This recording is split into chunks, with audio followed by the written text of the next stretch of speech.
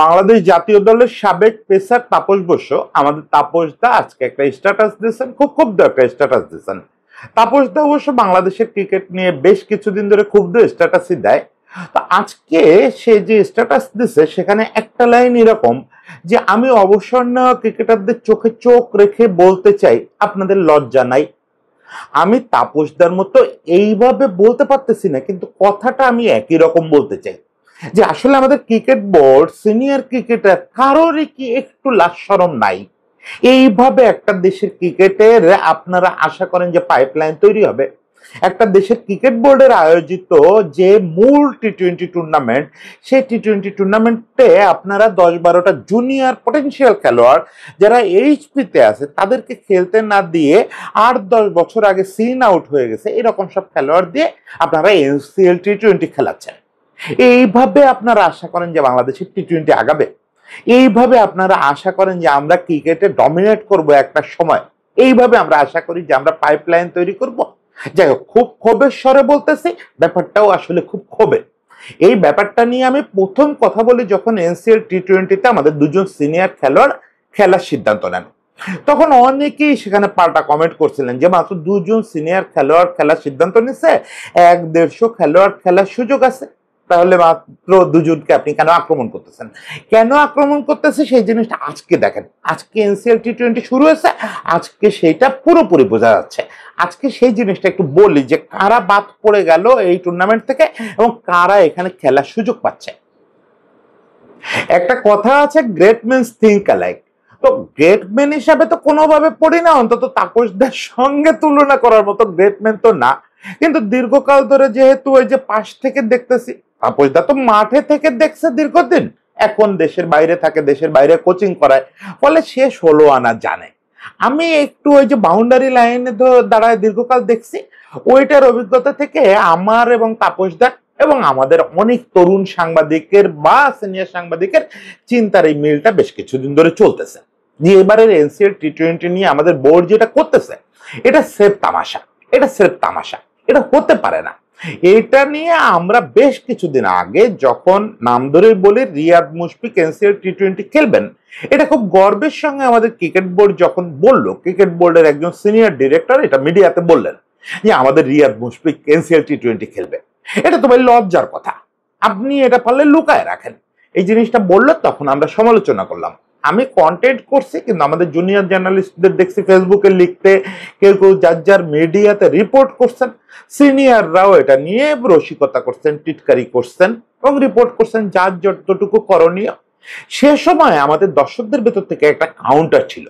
আমাদের দর্শকদের ভেতরে আমাদের যেটা হয়, পুরো জাতি হিসেবে আমরা এতটাই নস্টালজিক, আমরা পারলে আগামীকাল জাতীয় দলের হয়ে মাশরাফি, আশরাফুল, ইভেন হাবিবুল বাশার, সুমন, মোহাম্মদ রফিক, চাইকে গাজী আশরাফ হোসেন লিপুরে নামায় দিলেও আমাদের নস্টালজিয়া শেষ হবে না।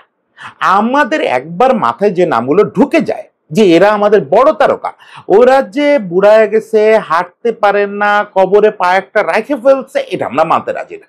জাতি হিসাবে আমরা একবার যার ভক্ত হই তারে আমরা সারা জীবন জাতীয় দলে দেখতে চাই। ফলে এই যে আমাদের মানসিকতা, এই মানসিকতার কারণে আমরা একটু গালিগালাজ হজম করলাম যে রিয়াদ মুশফিক খেলতেছে মাত্র 2টা মানুষ, সিনিয়র মানুষ, ওরা তো অনেক কিছু করছে দেশের জন্য, ওদের তো এই টুর্নামেন্টে খেলার দরকার। প্রথম কথা হচ্ছে এইটা দেশের জন্য কিছু করার প্রতিদানের জায়গা না। এনসিএল টি-20 কি জিনিস, কেন এটা দীর্ঘকাল ধরে আমরা দাবি করছি এবং কেন গত মৌসুমে এটা শুরু করা হয়েছে, এই কনসেপ্টটাই আমার কাছে মনে হচ্ছে বোর্ড পরিষ্কার হতে পারতেছে না। এনসিএল টি-20 হচ্ছে আমাদের নিতান্ত পাইপলাইন তৈরি করার একটা টুর্নামেন্ট। এটা প্রতিযোগিতামূলক অত বড় কোনো টুর্নামেন্ট হওয়ার কথা না। আমাদের প্রতিযোগিতামূলক আরো টি-20 টুর্নামেন্ট করতে হবে, বিভিন্ন স্তরে করতে হবে। বুলবুল বাদশা নিয়ে পরিকল্পনা আছে, বিভাগীয় পর্যায়ে হবে, জেলা পর্যায়ে হবে। কিন্তু এই মুহূর্তে আমাদের যে অবস্থা, আমাদের তো বিপিএল ছাড়া আমাদের দেশে কোনো টি-20 টুর্নামেন্ট হয় না। এবং বিপিএল যেহেতু, আমি বলি সবসময় যে ফ্রাঞ্চাইজি লিগ কখনো আপনাকে পাইপলাইন তৈরি করবে না। কোন ফ্রাঞ্চাইজির দায় পড়ছে যে সম্ভাবনাময় খেলোয়াড়কে 11 জনের মধ্যে ঢুকায় সে ঝুঁকি নিবে কোন ফ্রাঞ্চাইজি? কেউ তার টাকা দিয়ে ওই ঝুঁকি নিবে না। তাহলে এই ঝুঁকিটা কাকে নিতে হবে? বিসিবিকে নিতে হবে, যে আমার পটেনশিয়াল খেলোয়াড় এরা, এদেরকে একটা টি-20 টুর্নামেন্ট খেলার সুযোগ করে দিতে হবে। আমাদের তো এদের ম্যাচ খেলারই কোনো সুযোগ নেই। আমাদের যারা পটেনশিয়াল খেলোয়াড় টি-20 বাদ দেন, এদের ঢাকা লিগ খেলার সুযোগ নাই, কোনো লেভেলে খেলার সুযোগ নাই। সারা বছর বিসিবি একাডেমি ওই যে একটা হোস্টেল আছে ওইখানে থেকে প্র্যাকটিস করে, দিন শেষে ম্যাচ দেয়, নিজেদের মধ্যে নিজেরা খেলে, মেয়েদের সঙ্গে খেলে, সুযোগ না পায় দেখা যায় বগুড়ায় গিয়ে নিজেরা ভাগ করে ম্যাচ খেলে। কখনো এরা প্রপার প্রতিযোগিতামূলক টুর্নামেন্ট পায় না এই বাচ্চাগুলো। ফলে এনসিএল টি-20কে এভাবেই দেখা হচ্ছিল, এরকম প্রেসক্রিপশনের কারণেই এনসিএল টি-20টা বাজারে আসে যে আমাদের পাইপলাইনের জন্য একটা টুর্নামেন্ট দরকার, এখানে যারা ভালো করবে তার ভিতর কাউকে কাউকে হয়তো বিপিএল দলগুলো নেবে, না নিলেও ক্ষতি নেই। এরা আস্তে আস্তে এই টুর্নামেন্ট দিয়ে গ্রুমড হবে, একটা সময় ন্যাশনাল পর্যায়ে আসবে, বিপিএল এ পারফর্ম করবে, তারপরে আমাদের জাতীয় দলের এর ভিতর থেকে দু একটা খেলোয়াড়, একটা দুইটা এর থেকে বেরোবে এক একটা টুর্নামেন্ট থেকে, আমরা খুশি। এইটাই হওয়ার কথা ছিল। অথচ আমরা কি দেখলাম, মুশফিক, রিয়াদ, ওদের নামটা বারবার আসতেছে কারণ ওদের নাম বোর্ড ডিরেক্টর বলছিলেন। তখন এই কথাটা, এই দুজনের ব্যাপারে আমাদের আপত্তি জানানোর মূল কারণ ছিল যে মুশফিক রিয়াদের থামবে না ব্যাপারটা। মুশফিক রিয়াদের মতো প্রমিনেন্ট ফিগার যখন নাম বলে ফেলছে বিসিবি, তার মানে বিসিবি এক গাদা বাতিল মাল এই টুর্নামেন্টে খেলাবে, এবং সেই জিনিসটাই ঘটলো। দেখেন, আমি এখন কয়টা নাম বলবো, মানে এদের প্রত্যেকের সঙ্গে আমার পার্সোনাল সম্পর্ক ভালো এবং এদের মঙ্গল চাই আমি। এরা ব্যক্তি জীবনে সবাই ভালো করুক, 2-4 দিনের মধ্যেই এদের কোচিং জীবনে এরা ঢুকে যাবে। এক দুজন আমি জানি অলরেডি কোচিং কোর্স লেভেল 3 পর্যন্ত কমপ্লিট করে ফেলছে। সে অবস্থায় এরা এবছরই কোনো ডিপিএল টিমের সঙ্গে কথা চলতেছে, আগামী বছর ঢাকা প্রিমিয়ার লিগে এদের দুইজন আপনি কোচ হিসাবে দেখতে পাবেন। এরা মানুষ হিসাবে কেউ খারাপ না, এদেরকে আপনি নামায়া দিচ্ছেন। আমি একটু একটু করে নামগুলো বলে, ধরেন শামসুর রহমান শুভ, শুভাগত হোম, সোহাগ গাজী, আব্দুল মজিদ, সৈকত আলী, এদের দিয়ে মার্শাল আয়ুব, এদের দিয়ে আপনি কি আশা করেন? এরা প্রত্যেকে 40-এর কাছাকাছি বয়স। যাদের বয়স একটু কম তারাও অ্যাকচুয়ালি ক্রিকেট থেকে ফিনিশড হয়ে গেছে। টি-20 তো তারুণ্যের খেলা, টি-20-র কথা বাদ দেন, এদের আর ক্রিকেটের কোনো ফরম্যাটে কোনো ভবিষ্যৎ নাই। এরা যে ভবিষ্যতে ওয়ানডে খেলবে, টেস্ট খেলবে, দেশকে কিছু সার্ভ করবে খেলোয়াড় হিসাবে, সে সম্ভাবনা কোথাও নাই গুণা করে। তাহলে এই খেলোয়াড়গুলোকে আপনি এনসিএল টি-20-তে কোন কারণে দলে খেলাচ্ছেন, কোন কারণে স্কোয়াডে দিচ্ছেন? এদের কাছ থেকে আপনি কি আউটপুট চান? যে এরা গিয়ে ওইখানে একটা সেঞ্চুরি মারবে? হতে পারে। এই আমি যখন কথা বলতেছি, এই কথা বলার একটু আগে দেখলাম সাব্বির একটা দুর্দান্ত ইনিংস খেলছে। আমি মনে করি সাব্বিরের পিছনে এখনো বাজি ধরার টাইম আছে। ফলে সাব্বির 15 বলে 35 বা এরকম কিছু করছে, সাব্বিরের পেছনে বাজি ধরে যান, আরো 2-3 বছর সাব্বিরকে ট্রাই করেন। যদি কোনোভাবে সাব্বির ওই জায়গায় চলে আসতে পারে, সাব্বির অ্যাসেট হয়ে যাবে। ফলে এগুলো ঠিক আছে, আপনি মিড লেভেল কিছু খেলোয়াড়কে নিয়ে শেষ পর্যন্ত বাজি ধরবেন, মিড এজ কিছু খেলোয়াড়কে নিয়ে, তাই বলে এরকম শেষ হয়ে যাওয়া খেলোয়াড়? আমি বলি, এই যে শুভ, শুভ তো আমার কত ঘনিষ্ঠ ছেলে, কত পছন্দ করি ওকে। শুভ অলরেডি ব্যাটিং কোচ হওয়ার পুরোপুরি প্রস্তুতি নিয়ে ফেলছে, ও এখন যে কোনো সময় পুরোপুরি অবসর নিয়ে নেবে। শুভাগত, শুভাগত হোম, আপনি বলেন তো শেষ কবে শুভাগত হোমের কোনো কারণে নাম শুনছেন? সে নিয়মিত এখন ঢাকা লিগও খেলতে পারে না, ফার্স্ট ক্লাসও খেলতে পারে না, সময় দিতে পারে না, সে না কিছু নিয়ে ব্যস্ত থাকে। সে এনসিএল টি-20-তে স্কোয়াডে আছে। এখন কথা হচ্ছে, আপনারা দুটো অ্যান্সার, আমি জানি আপনাদের মুখ একেবারে ইয়ে করতেছে, হাত একেবারে কিলবিল করতেছে যে এখনই পাইলে দাদারে কলারটা ধরে দুটো কথা বলতাম। একটা কথা হচ্ছে যে এরা থাকলে ক্ষতিটাকে, এরা কার ভাত মেরে খাচ্ছে? অবশ্যই ভাত মেরে খাচ্ছে। এই জিনিসটা বলার জন্য এত বড় কন্টেন্ট শুরু করছে। এরা কার ভাত মেরে খাচ্ছে এটা আপনারা চাইলে, আমাদের উৎস নামে একজন সাংবাদিক আছে, খুবই প্রমিনেন্ট সাংবাদিক, এবং আমাদের এখন আমি বলি যে আমাদের যে ডোমেস্টিক ক্রিকেট, এই ডোমেস্টিক ক্রিকেট নিয়ে উৎস হচ্ছে ভালো বোঝাপড়া বাংলাদেশে কোনো সাংবাদিকের নাই মনে হয়। ও এত সময় দেয় এই বাচ্চা ক্রিকেটারদের, তরুণ ক্রিকেটারদের সঙ্গে, এবং এদের প্রত্যেকের ফ্যামিলি, উঠে আসা, স্ট্রাগল সবকিছু ওর মুখস্থ। উৎস তার গত 25 দিনের একটা স্ট্যাটাসে একদম নাম উল্লেখ করে 8-10 জন খেলোয়াড়ের নাম জানাচ্ছে যারা এবার এনসিএল টি-20-তে না খেলা রীতিমতো অন্যায়, রীতিমতো অন্যায়। এরা অনেকেই এইচপিতে আছে অথচ এনসিএল টি-20-তে টিম পায় নাই। আমি একটু দেখে নামগুলো বলি কারণ নামগুলো আমার ওইভাবে মুখস্থ নেই। আশিকুর রহমান শিবলি, খালিদ হাসান, আইচ মোল্লা, রবিউল হক, নাইমুর রহমান নয়ন, মেহেদি হাসান সোহাগ, শামীম মিয়া, এই নামগুলো হচ্ছে একবার তরুণ নাম। এর মধ্যে আমি বাকিদের সম্পর্কে আমার সত্যি ধারণা নাই, আমার আসলে তো ধারণা থাকার প্রশ্নই নাই। এর মধ্যে আমি শুধু সোহাগ ছেলেটা সম্পর্কে জানি। সোহাগকে বলা হচ্ছে নেক্সট জেনারেশন লেগ স্পিনের সুপারস্টার হইলেও হইতে পারে, কিন্তু ওই যে আমাদের দেশে লেগ স্পিনারদের নিয়ে একটা ক্লাসিক প্রবলেম, সেই একেবারে ওয়াহিদুল গনি ভাই থেকে শুরু করে আমাদের রিশাদ পর্যন্ত আপনারা দেখছেন, এর মাঝখানে জুবায়ের আসছে, কেউ ম্যাচ পায় না কোথাও, ঘরোয়া ক্রিকেটে ম্যাচ পায় না, ইন্টারন্যাশনালে গিয়ে খেলতে যায়, পরে রিশাদের মতো যে রান লিগ করে আমরা চিল্লাই ও রান লিগ করে কেন, ভাই ম্যাচ খেলতে হবে, তো ওর তো ঘরে কোনো ম্যাচ খেলতে হবে, ম্যাচই তো পায় না। জুবায়ের তো শেষ পর্যন্ত খেলা টেলা বাদ দিয়ে এলাকায় ইলেকট্রনিক্স এর দোকান করছে, তার লাস্ট 6 বছরে সে 4টা ম্যাচ পাইছিল প্রতিযোগিতামূলক, লাস্ট 6 বছরে 4টা ম্যাচ পাইছিল। এইভাবে আপনারা আশা করেন লেগ স্পিনার উঠবে? সোহাগকে এত গুরুত্বপূর্ণ মনে করা হচ্ছে, এত গুরুত্বপূর্ণ, আমি এর মাঝে কোথায় দেখলাম বা আমি রিকল করতে পারতেছি না যে সোহাগকে নাকি অলরেডি চান্দিকা মানে হাতুরু সিং এ অফার করছে যে ও অস্ট্রেলিয়ায় চলে আসুক, যদি চান্দিকা ম্যানেজ করতে পারে ও তাহলে সোহাগকে অস্ট্রেলিয়া নিয়ে যাবে, নিয়ে গিয়ে গ্রেট ক্রিকেট খেলাবে। গ্রেট ক্রিকেট মানে ওদের ডিস্ট্রিক্ট লেভেলে যে ক্রিকেটটা হয় ওখানে ভালো করলে ও হয়তো শেফিল্ডে খেলবে। এখন দেখেন সোহাগরে নিয়ে আর লেগ স্পিনার চেনার ক্ষেত্রে কিন্তু হাথুরু সিং এর আপনি যতই গালি দেন, লেগ স্পিনার চেনার ক্ষেত্রে এই লোকের একটা আলাদা চোখ আছে। এ পর্যন্ত যতগুলো লেগ স্পিনার আমরা টপ লেভেলে পাইছি গত কয়েক বছরে আগে তো পাই নাই, এই সময় যত লেগ স্পিনার পাইছি রিশাদ সহ সবার পেছনে কোনো না কোনো ভাবে হাথুরু সিং এর চোখের একটা অবদান আছে। ফলে সেই লোক যখন সোহাগরে হাইলি ট্রিট করতেছে, আমাকেও ট্রিট করতে হবে। আমি তার একটা সিঙ্গেল ডেলিভারিও দেখি নাই, না আমাকে হাথুরু সিং এর উপরে এই ভরসাটা তো রাখতে হবে। আমি মনে করলাম হাথুরু সিং এ ভুল করতেছে, সোহাগ কিচ্ছু না, সোহাগ হয়তো জুবায়েরও হইতে পারবে না, কিন্তু সেটা তো দেখতে হবে রে ভাই, সে তো কোথাও ম্যাচ খেলার সুযোগ পাচ্ছে না। এখন সোহাগের ব্যাপারটা জানি বলে বললাম, বাকি নামগুলো আমি পরিচিত না। আশিকুর রহমান শিবলির নাম আমি শুনছি, বা আইচ মোল্লা ওর নামও শুনছি, এরা বোধহয় দুজনেই এইচপির মেম্বার রীতিমতো। আপনি বোঝেন কত বড় কন্ট্রাডিক্টরি ব্যাপার, এরা দুইজনই কিন্তু আমি শিওর না, এর ভিতরে 2-3 জন আছে এইচপিতে আছে, এইচপিটাও বিসিবি চালায়, বিসিবির এইচপিতে যারা আছে তাত্ত্বিকভাবে তারা হচ্ছে বাংলাদেশের নেক্সট জেনারেশন, বিসিবি তো তাই বিশ্বাস করে, বিসিবি বিশ্বাস করে বলেই তো তাদের এইচপিতে রাখছে। আবার তাদেরই একটা অংশকে আপনি ইয়েতে পাঠান নাই, এনসিএল টি20 খেলতে পাঠান নাই, কারণ কি? আপনার কোনটা সত্যি কোনটা মিথ্যা? আপনার এই অংশটা মিথ্যা নাকি এই অংশটা মিথ্যা? আপনি যদি বিশ্বাস করেন যে তারা নেক্সট জেনারেশন, তাদেরকে আপনি এনসিএল টি20 খেলতে দিচ্ছেন না কেন? আর যদি এনসিএল টি20 খেলতে না দেন, তাদেরকে এইচপি ভাত খাওয়াচ্ছেন কেন? ওই টাকার দাম আছে না? দুইটার একটা তো ক্রাইম করতেছেন, কোনটা ক্রাইম করতেছেন সেটা স্টেটমেন্ট দিয়ে জানান যে ভাই এটা ভুল করছি, সেটা স্টেটমেন্ট দেন। এখন কথা হচ্ছে এইচপিতে থাকা শুধু না, এই প্রত্যেকটা ছেলে সম্ভাবনাময়, শুধু উৎস বলছে বলে না। আমি পরবর্তীতে নামগুলো ক্রস চেক করার জন্য 2-1 জনকে ফোন দিছি, তারা আমারে বলতেছে যে উৎস তো কমায় বলছে।